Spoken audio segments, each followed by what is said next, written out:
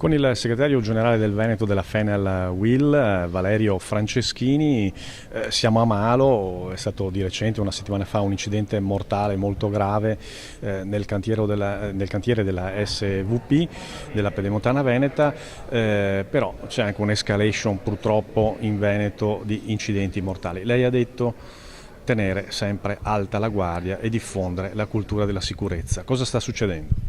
Ma sta succedendo che, pur avendo la riduzione di almeno il 50% nel Veneto degli addetti, c'è una crescita nel Veneto di infortuni mortali e non solo del 24%. Evidentemente la crisi che noi abbiamo attraversato in questo settore, la pesante crisi, ha abbandonato nella cultura delle imprese quello che è l'opportunità di formazione, l'opportunità di creare proprio quella cultura verso la conoscenza della tipologia di lavorazione.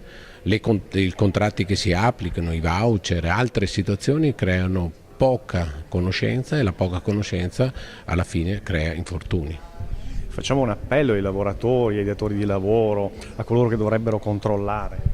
Sì, innanzitutto non diamo tutto per scontato, nel senso che il lavoratore che magari ha anche una lunga militanza nel settore possa conoscere le nuove tecnologie, le nuove macchine, come viene fatto un nuovo prodotto, come vengono fatte le nuove costruzioni. Evidentemente dobbiamo creare quella cultura che le imprese devono tenere, perché il prezzo è un prezzo altissimo per le imprese e per i lavoratori.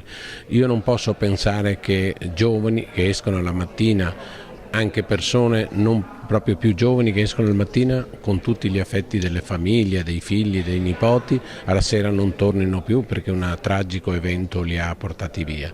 Io credo che questa sia una sensibilità che deve nascere in noi e non posso pensare che eravamo andati sotto i 1000 morti in Italia l'anno per infortuni di lavoro e oggi l'anno scorso siamo stati a 1172, quindi un'escalation anche con la crisi in atto.